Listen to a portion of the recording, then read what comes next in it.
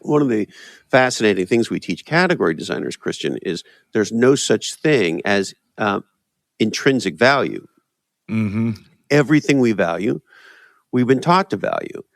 In the 1930s, women wanted pearls on their rings for when they got married. Well, there's a category design development organization that's a conglomerate of diamond manufacturers called De Beers. And their job, De Beers' job, is to build and grow the category. Welcome to another episode of The Profitable Creative, the only place on the interwebs where you will learn how to turn your passion into profit. I am your host, Christian Brim. Special shout out to our one listener in Upper Marlboro, Maryland. I don't know if that's where they started making Marlboro cigarettes, but thank you for listening. Joining me today, the eponymous Christopher Lochhead. I'm very excited to have you to the show. Chris, welcome. Christian, it is an absolute pleasure to be here. Well, I was ashamed. Jamie, when I met with him before Military Creator Con, he was like, yeah, Christopher Lochhead's going to be there and he's going to run a workshop. And I'm like, who? Category design guy. And I'm like, I don't know. And so I really felt ashamed after doing the research that I didn't know who you were. But I definitely jumped in and said, I got to go hear what he has to say. And you did not disappoint. So if you were going to explain to our listeners what category design is all about, what is it? Yeah, it's actually a very simple but powerful idea. Just like a product, just like a company can be designed, so can a market. Most people think markets just magically happen, like the weather. I would posit to you the Wall Street Journal doesn't understand how business works. Yes. Because when you read the results of NVIDIA's latest quarter, you will read things like NVIDIA had a very strong quarter because there was increasing demand for GPUs. Right. And they speak about demand in a market like the person who gives you the weather forecast. As if Jensen Huang was sitting in his mother's basement, smoking pot, drinking beer, and all of a sudden demand for GPUs just landed on him. Just showed up. Yeah. Yeah. And so a market, everything about a market, customers or consumers' view of what's valuable and what's important. What is the problem frame? How do you design a problem? Because if you are the person and or company that frames, names, and claims a problem, you will become the solution. And so category design is the ability to make markets, is the ability to move markets. And so just like a product, just like a company, you can design your market. And here's the aha. Most people, when they hear the term entrepreneur, when they hear the term creative, creator, when they hear the term marketing, the unspoken is louder than the spoken. And the unspoken is what we're going to do is we're going to create something and we're going to launch that something into an existing market. Mm-hmm. And we're going to compete for demand. Mm-hmm. And once the world sees how great our carbidingulator is, how much bigger, faster, smaller, cheaper, more expensive, whatever the comparison is to the existing stuff in the market, they will beat a path to our door. And what they don't understand is nobody legendary ever did that, and that doesn't work. Okay, so your bona fides, your CV, you have done a lot of marketing in your life. Where did that switch flip for you that you realized, like, I'm playing the wrong game? It happened very early for me. So I got thrown out of school when I was 18. I don't have a GED. Turns out I have 5 or 6 learning differences, but people didn't know about those things back then. So with very little choice, the choice I was staring down as a young man was a life of struggle and manual labor or start a company. So I started a company. And like all young people who start with nothing, no money, I come from a product of a single mother, working class background, no money, no education, no relationships, no experience, no nothing. What do? Well, there's only 3 ways you can really learn. You learn by doing, of course. You learn by seeking out mentors and coaches, and you learn by reading. And when I was about 19 years old, I read a book by Al Reese and Jack Trout called Positioning. And that book changed everything for me. And in there, they talk about categories. And it became very clear to me that competing in categories was dumb and creating them was really smart. And so I learned that very, very early in my career. And ever since then, I've spent 40 years in the tech startup world, category designing new markets for startup companies. I'll tell you one of the things that I think the genius behind category design that I'd love to hear some more of your thoughts on is that that's the way our brains work, right? We try to classify it into a known category, right? That's how we understand things, and how creating a novel category requires them to think differently. I found it interesting. So, like when I was talking to Jamie before, he was explaining his company, and I'll probably butcher this, but he said we solved the founder's dilemma. And as he was explaining to me what his company was, my brain automatically tried to say, "Oh, he's a virtual assistant company," right? Like I tried to read through and categorize, even though he led with something different. So can you speak more about that psychology and how what that practically looks like if you're trying to create something new? Yeah, the reason category design works is because that's how the human brain works.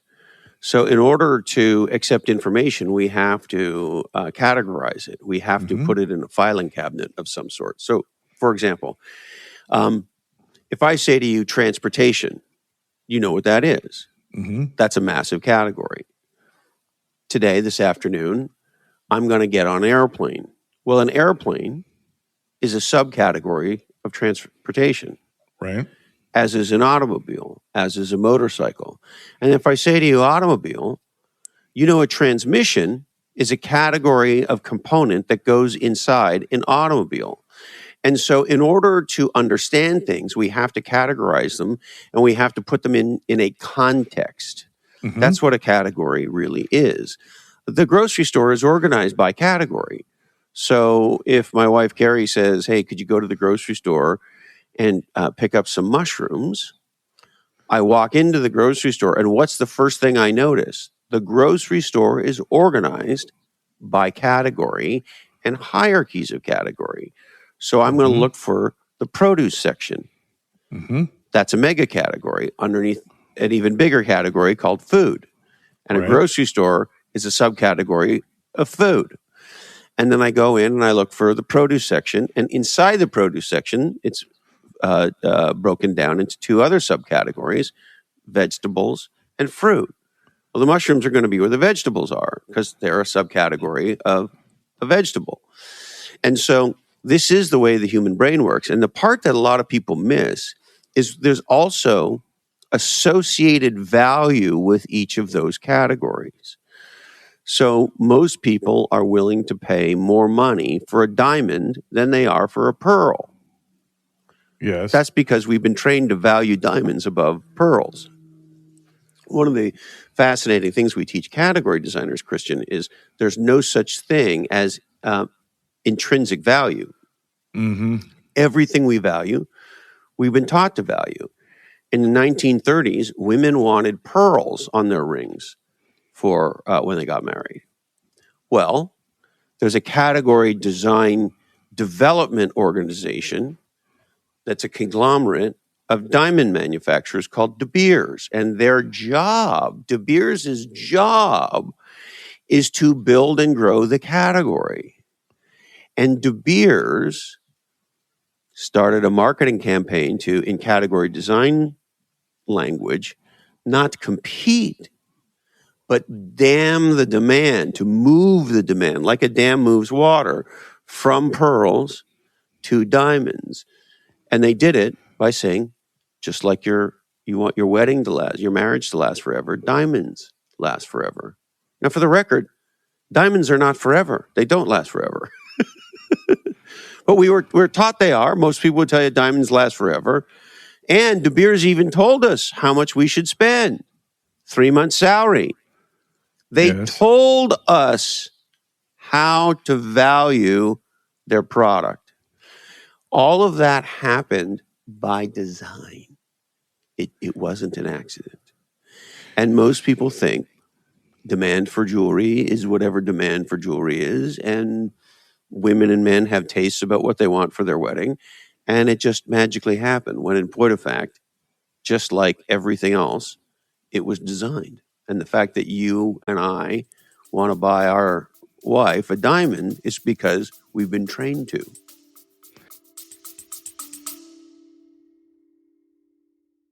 Hey, listeners, are you ready to turn your passion into profit? Then grab a copy of Profit First for Creatives. Click the link in the show notes to purchase a copy. And if you're not ready to make that full commitment, you can download a free copy of the first chapter. Check it out right now. Yes, and you shared that story in the workshop, and I'm like, those sneaky bastards. So when you're creating a new category, if category is the way we understand something, we classify it, if you will. How do you move to something novel that is distinct without being so far out there that there's no context to understand it at all? Great question. So one of the things we teach in category design is this concept called languaging. And languaging is the strategic use of language to change thinking. And so you want to use language in a way that opens people up to new and different thinking, but at the same time isn't so foreign that they have no idea what you're talking about. And when the human brain hears something that they have no reference for, you and I as human beings go, must be bullshit. Because if it was important, we would know about it. Right. Because the human brain is arrogant, right? So we have to meet people where they are in the present and pull them to the future. Category designers are people who create different futures. Right now, the future is a continuation of the past. And most people are in the better business. As a matter of fact, most people are in the incremental better business. Mm-hmm. And so the future in most ways will be incrementally better over the next year than it is today, hopefully. And category designers don't make things incrementally better. They make them exponentially different. And so category design fundamentally is about creating different futures. And the way you create different futures is with language. So for example, when Henry Ford invents his new category and his new product, if he says, ta-da, the automobile, nothing happens. No context there. No context. Right. We don't know what that is. So what does he do? He meets people where they are, and he points the way to a different future. And so he calls his new category the horseless carriage. So ties it into what they already know, but it's different. Correct. You can always tell a category is new when it is named for what it's not.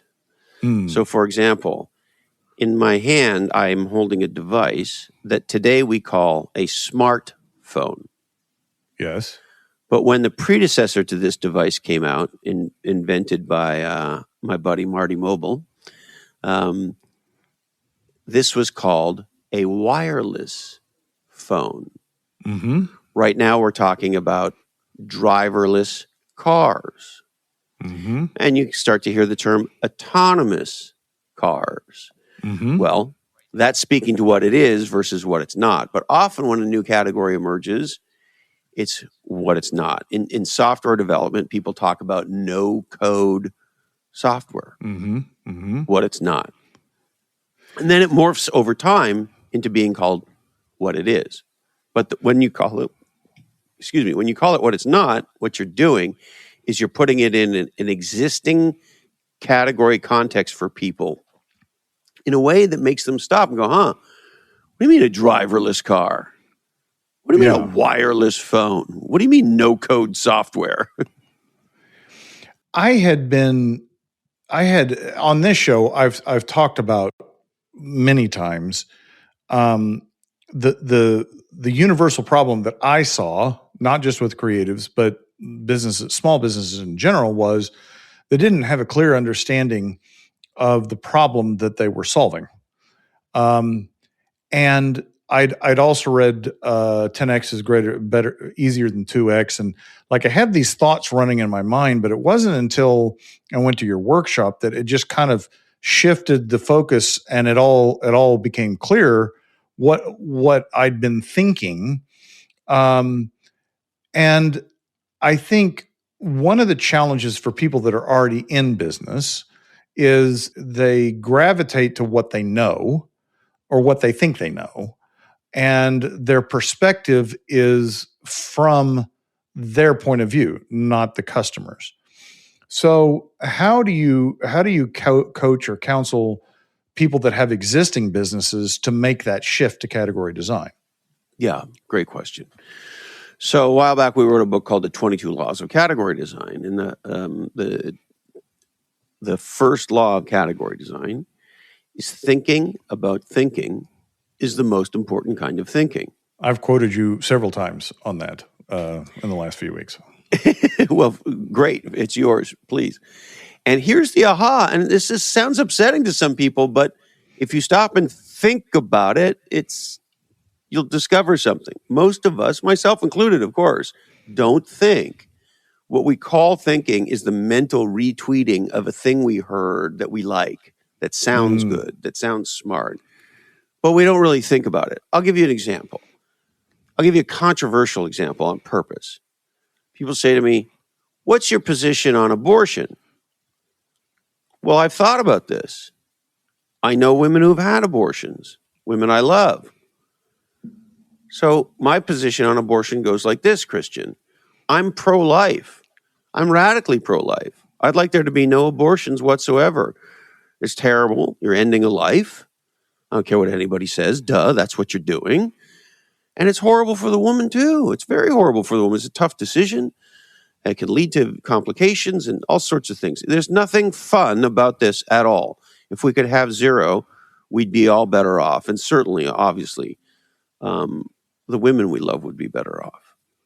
And I don't believe the government can tell a woman what to do. So I believe in her right to choose. Now, I believe in being responsible about that. There's got to be some cutoff point. I don't know if it's 15 weeks or 20 weeks. I have no idea. I'm not an expert, whatever it is. And so on the topic, on the issue of abortion, I am pro-life and pro-choice up to a certain point. That's my position. Now, But that doesn't fit into the paradigm because it's an either or, right? correct. Which leads you to the second piece of the first law in the 22 laws, which is if you're going to think, there's only one way a human can think. They get presented with something. So you and I get presented that abortion is a binary choice. You're either pro-life or you're pro-choice. That's what we're told. And people scream at each other over these sides. Right.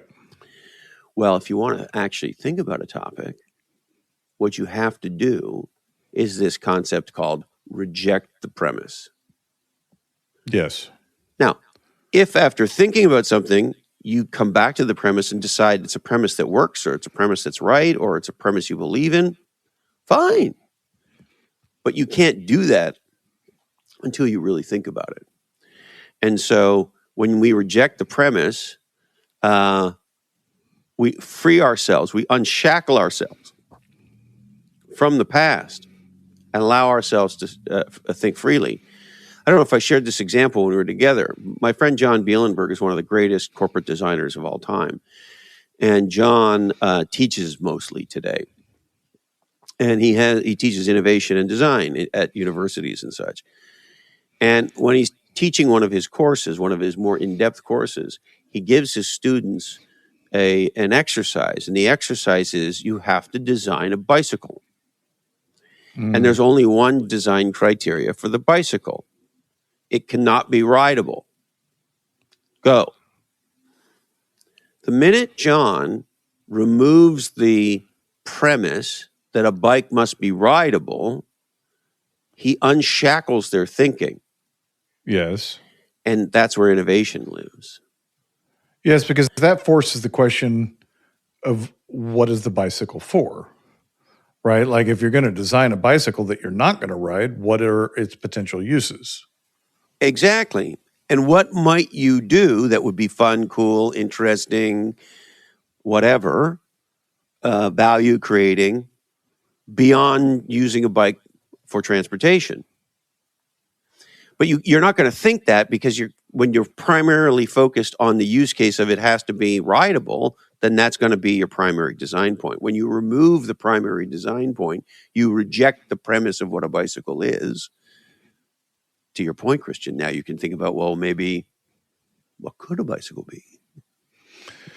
Yeah, I was sharing with my team, since your workshop, I honestly sat there and thought, I don't think I've thought about the problem that we're trying to solve as much as I've thought about anything in 29 years worth of business. I think I'd have to go back to university to really have thought this hard about something, right? Like something that really rejecting the premise, really digging in and understanding. And it even got to the point where it was almost circular thinking. And I realized the problem was my perspective and my experience. Like that, in some ways, it is of great value, this experience and perspective. But ultimately, because I'm trying to create a new category, it's largely a hindrance, right? And so Yes. what we've done is we've scheduled these conversations. We came up with a premise. We said we think this is the problem that we solve. Kind of like you used the example of Gojo Industries and clean hands was the problem that they solved. So we were trying to find our clean hands. And we settled on something that we thought we would agree on. And then the next step is go out and prove it. And almost immediately, I'm like, no, we got it wrong. I mean, we weren't even trying to get the words right. It was just something that we understood all collectively. This means this, right? I said, but I think we're on the right track. And so what we've done, we had a couple this morning. We've got 10 conversations scheduled with people in our target market that they're not customers. They've never hired us. No association with us, and asking the questions around money and finance, like what are the pain points? What? Tell me what's working, what's not working. Where do you see something missing for you? What have you built for yourself because you can't find a solution out there? These type of open-ended questions, and then we're just listening. I had Delana lead these conversations because this is the thing I realized as a professional. My job is to diagnose. So when you tell me I'm presenting with these symptoms, I diagnose the problem. The problem with that, though, is in diagnosing, I automatically put it into a category, right? So my perspective is limiting. And so it was like, okay, let's let the creative have these conversations with these creatives. I'm just going to sit and listen and see what I hear. And then we get together and compare notes. And we've just had 2, but it's already been like, we've had some confirmation. Then we've also had some, I hadn't really thought about that. So going back to this observation that I've had, that business owners don't have a clear idea of what problem they solve. You would agree with that statement, yeah? Absolutely. Because I ask them all the time, what problem do you solve? They have a very hard time answering that question. And it gets worse. If you have a 5-person company or a 5,000-person company or a 500,000-person company, this is always true. Ask multiple people in the company what problem you solve. Good luck. Right. And so You can't scale with that. Mm-hmm. It doesn't scale. And here's what I mean specifically. I like the Rolling Stones. I think they're awesome. I think they're the most legendary rock band in the history of rock bands. See, I would even say that they're a blues band, but go ahead. I wouldn't argue with you about that. And I've seen them live. And here's what I know. The Rolling Stones can sell out an 80,000 seat arena in every city in the world. Mm-hmm. I mean, there's virtually nowhere they can't do that. And when they do that, they will play Jumping Jack Flash. Mm-hmm. And when they do that, the opening line that Mick sings will be, I was born in a crossfire hurricane. Yes. The chorus will have the phrase, and it's a gas, gas, gas. Yes. That's going to happen. And 80,000 people are going to sing it with him in every city in the world. Mm-hmm. Now, there's no freeform jazz band that can do that. Correct. So the reason it scales is because the words scale. And we learn the words and the melody. Mm-hmm. That's category design. There's this thing in category design called a POV, a point of view. And the way you scale is by having a consistent point of view. And a point of view is just a very complicated or fancy word for a story that A, frames, names, and claims a problem, B, presents a solution, and C, shows you how you bridge the gap from problem to solution. Although C normally just sort of writes itself. Mm-hmm. And when the world agrees with you about your problem design, your problem definition, you win at scale. And so if you and your folks don't all say the same thing when asked, what problem do we solve? Mm-hmm. Nobody can sing your lyrics. Yes. If you don't know what you do, no one else does either. Well, And it's even worse. They'll make shit up. They'll go, oh, well, you know, they're sort of a this and they do some of that and la, la, la, la, la, la. And then the next person will make up their version of that. And the next customer will make up their version of that. And so nobody really knows what you do. And so when you don't have a consistent category design with a clear point of view that frames, claims, and names a problem, you're ripping yourself off from the number one source of marketing ever, word of mouth. Word of mouth was, is, and always will be the greatest form of marketing. But you've got to put the right words in the right mouths. Mm-hmm. Yes, and what I see with an existing business is it's very tempting to use words from your perspective rather than the words that the customer uses, because that's what matters. You might get away with using words that you use, but they may not be if they're not the words that the customer uses, then you have a translation problem. You've got to explain why we're talking about the same thing. Sure, which you can do, but you got to be ready to have that conversation. Right. Hey creatives, Delana Ely here. I have a question for you. If you could pay yourself more, why aren't you doing it? For real. S Corp is an option for you, the creative entrepreneur, to move your business to the next level, to pay yourself more, and to cut your tax savings down. Yeah, less money to the IRS. We want that, right? So why haven't you done it yet? What's going on? The reality is you probably have 50,000 questions in your brain. You don't know which way is up and down, and you're still too busy to do all those things, plus also create, right? Well, the good thing for you is that Core Group is actually the place to be to get that S Corp election rolling. Yeah, we have an assessment. Let's see if you qualify. Come chat with me. Core Group, turning passion into profit. The problem is almost everybody says the same thing, and most of what we say is dumb. I'll give you one of my favorite examples. We're a full-service plumber. Okay. Is there any plumber in the world that says they're a half-service plumber? Yeah, and what does full service mean? Nothing. It is literally a throwaway line.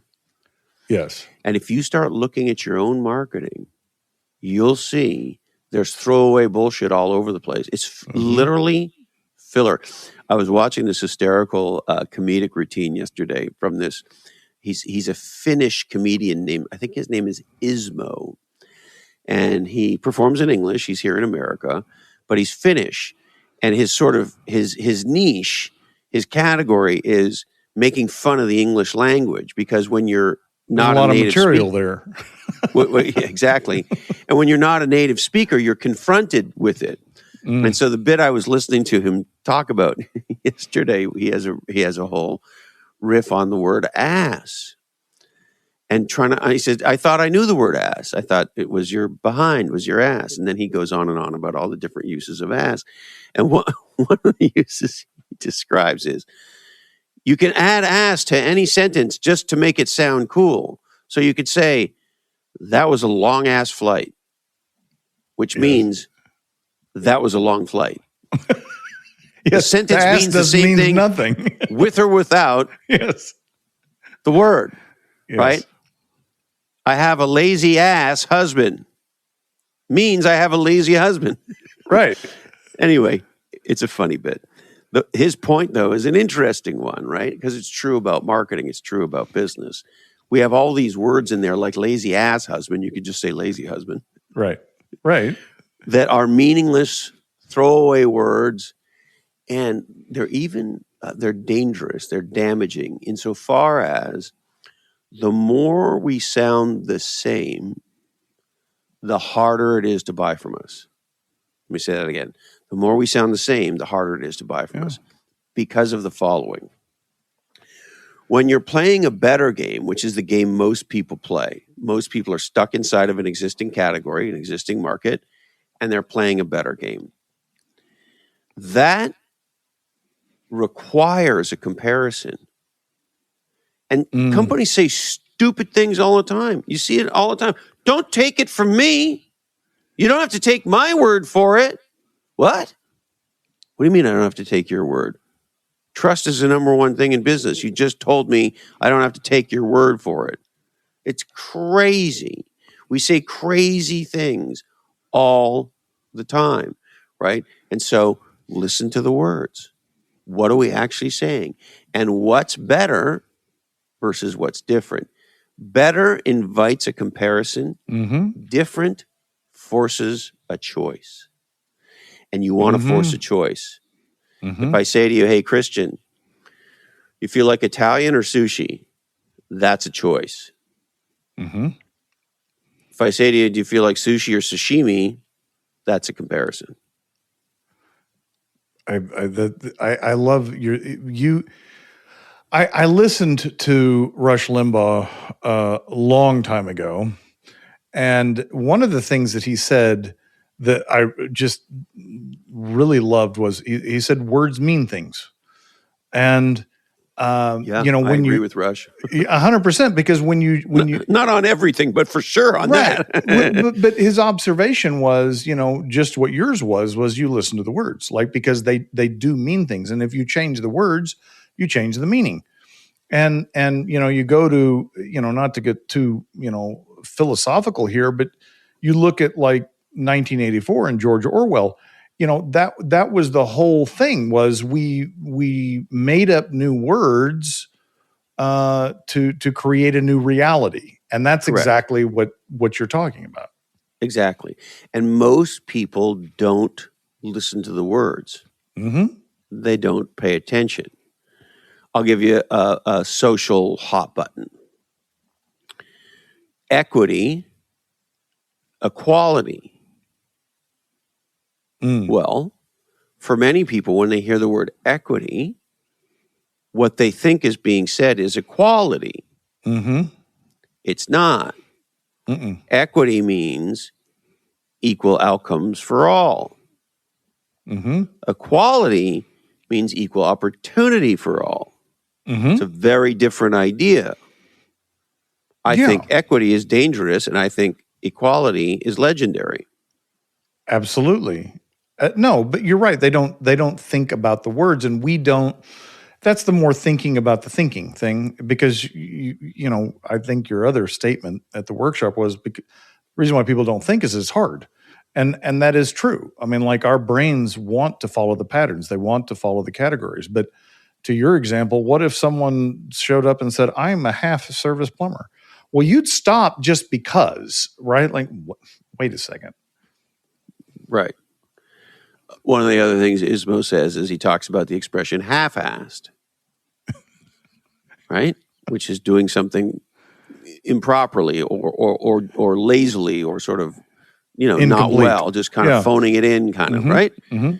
But of course, never in our life has anybody walked in the room and said, hey, Christian, we are going to get to work on this thing and we're going to do it full ass. No, that would have a different meaning. Right. They say, don't half-ass it, Christian. But nobody says, hey, Christian, let's full ass that. Right? So listen to the words, because the words do have meaning and they have incredible impact. Mm-hmm. Very and so powerful. our category designers are deliberate users of language. They're not lazy users of language. You've written a bunch of books. I have your most recent on my table to read. I have not started it. I started with Damp House's book because it was shorter. I'm sorry. I mean that's just the reality. It's a great book too. I figured I would get bored reading yours, but it's next on my list. So conscious. I'd be curious to find out if that's your actual experience. It probably won't be. I mean, if you've written 15 books that are bestsellers, then you know how to write. So I'm trusting it. Thank you. Tell us about that book and where we can find it. Yeah, so it's a very powerful idea, and it's really about the biggest change happening in work, and I would argue the biggest change in the definition. The biggest change in the definition of what a human being is happening right now. So that's a bold the book's claim. called Creator Capitalist. The premise that it rejects is that there's the creative type and there's the capitalist type. It's a false premise. It's another false choice. 100%. Here's what most people don't know. If you'd ask most people in the English language who's the greatest writer in the English language history, they'd say Bill Shakespeare. Mm-hmm.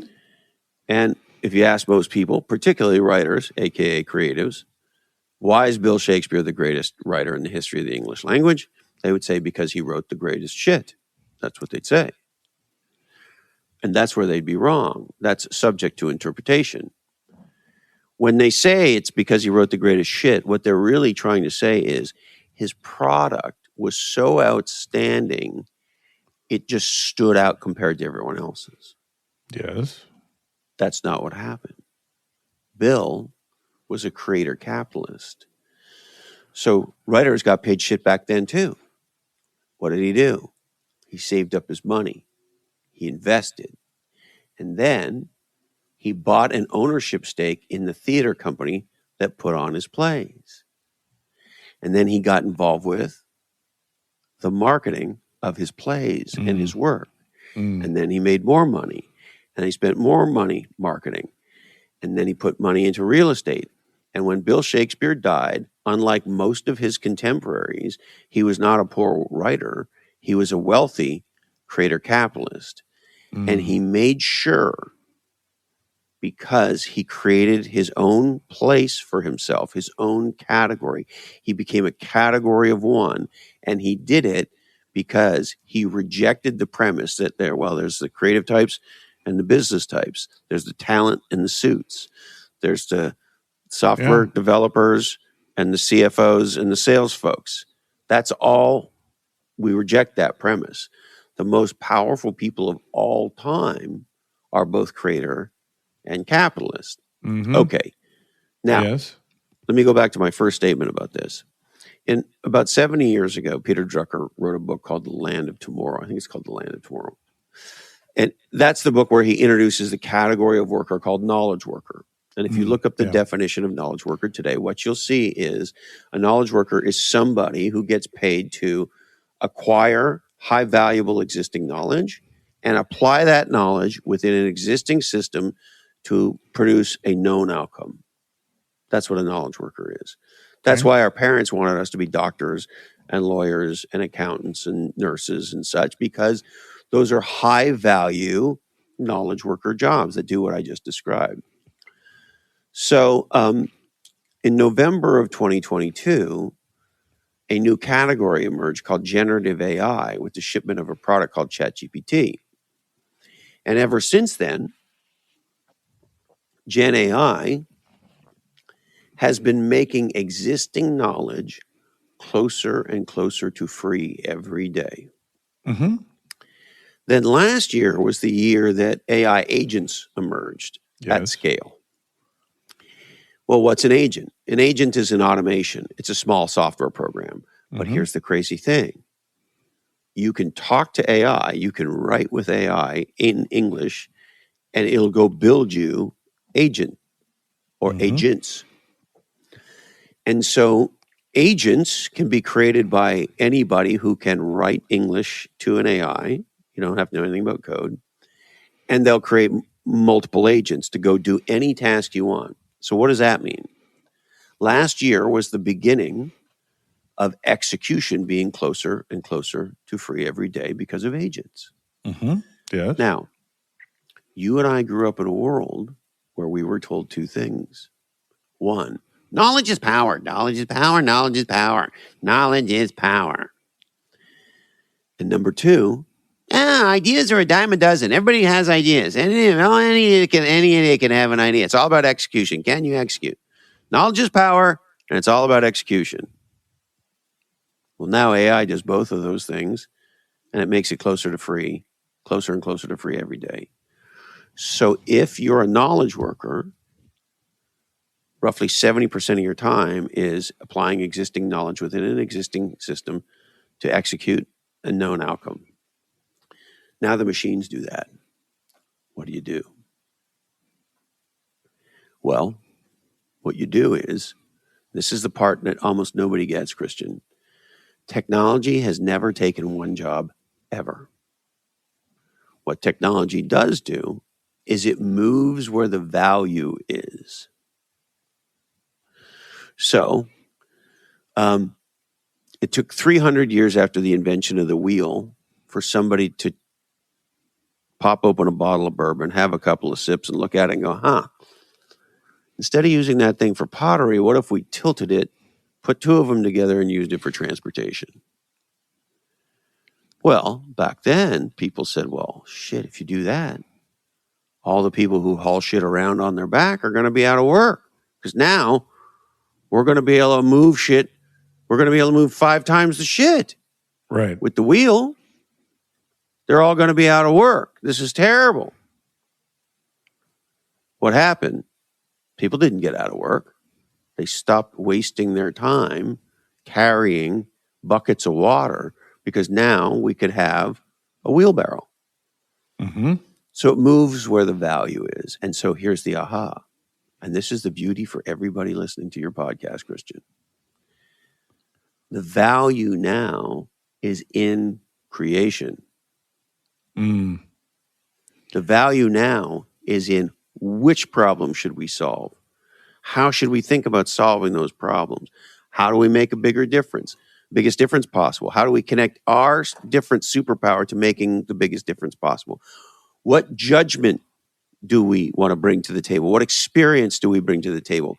What taste do we bring to the table?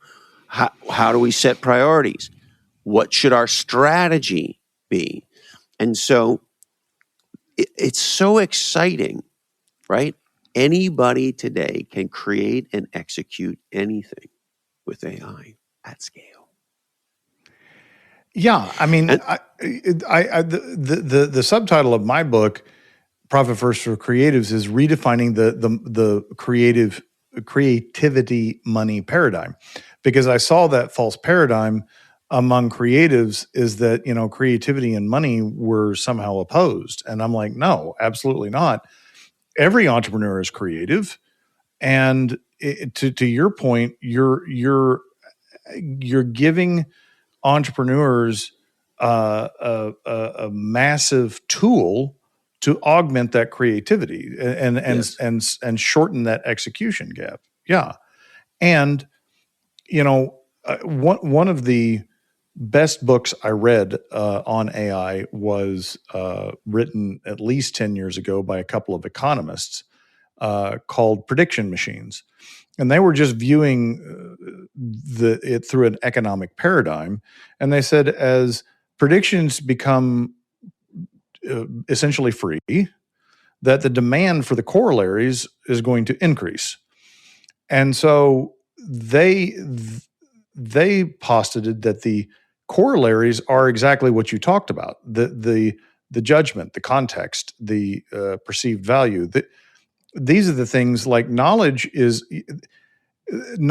everywhere and it's free, and now the execution on that knowledge is everywhere and free. But if it's free, then you're going to have a whole bunch of people going like, well, what do I do with this? Like, Yes. And what should we focus on? We can't focus on all this stuff, right? right. And what most people are doing, they're trying to out-knowledge and out-execute the AIs. They're doubling down on the past as opposed to creating different futures. And so what Creator Capitalist is about is exactly how you do that and how you break down what you could think of as the four capitals. Most people over-rotate on financial capital, and they forget what causes financial capital to happen. And that is intellectual capital, relationship capital, and reputation capital. And when people do an inventory of their true net worth, which is all four capitals: financial, relationship, reputation, and intellectual, they realize they're a lot more wealthy than they thought they were. And on the intellectual capital front, what AI allows all of us to do, I've been in business for 40 years.